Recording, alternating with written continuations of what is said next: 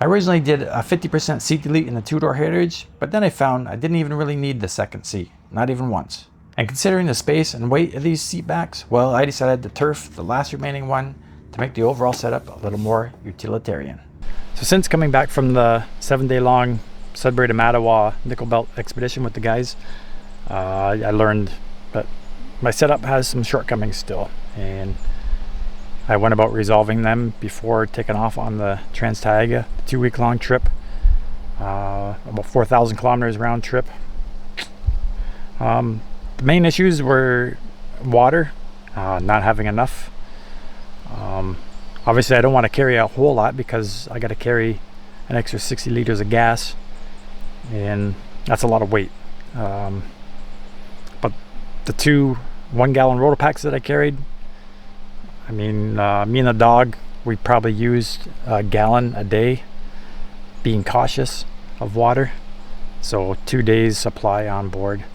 You probably saw my 3-liter gravity filter system used extensively on the Swish a Loop series. So 1 US gallon is about 3.8 liters. So filling up 2 of those with the 3-liter gravity bag, given the amount of time it takes to empty 1 bag, you know, wasn't very efficient. So I upgraded to a newer 10-liter gravity feeds filter system. So for the onboard storage, I got rid of the RotoPax. Like Canadian dollars, that was like well over 300 bucks. I mean, pre-COVID. And I bought those before I even had the Bronco. So, you know, YouTube influencers, you know, you see them with the RotoPax. I don't really like them. So if you remember, I had my RotoPax mounted in front of my cooler here on the L bracket, and the 2 jugs sat out here, right? So because of that, I had to have my slide set farther back. But because I got rid of the rotos now, I brought the side forward, you know, utilize more space, make it more accessible towards the back. And then for the water setup, I got the 11-liter Dometic can mounted back here behind the fridge. And I still got room here for maybe another ammo box, maybe some food and stuff there. But because I'm using the touch faucet, you know, the water lines plumbed down here on the slide, goes in behind the pack outs and comes out over here. While I'm driving, the faucet, because it's got a magnetic base on it, it sits up here in the windowsill. And then when I need to use it, just bring it down here, and it magnetically sticks to the tailgate table.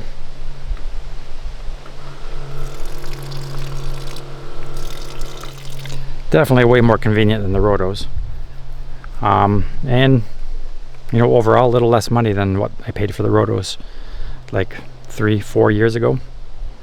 Another issue I found on the Nickel Belt run was not having enough charge power for all my devices.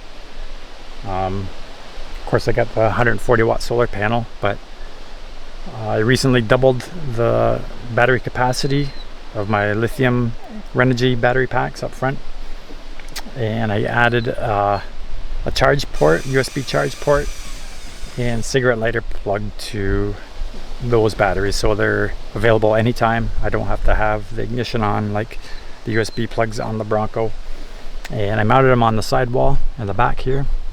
So you can see the one here, I got 2 USB A's and 2 USB-C PD power ports, and down below that, the cigarette lighter plug. Of course, it's switchable there on the panel. So that's super handy when I'm running and gunning with the camera, charging devices.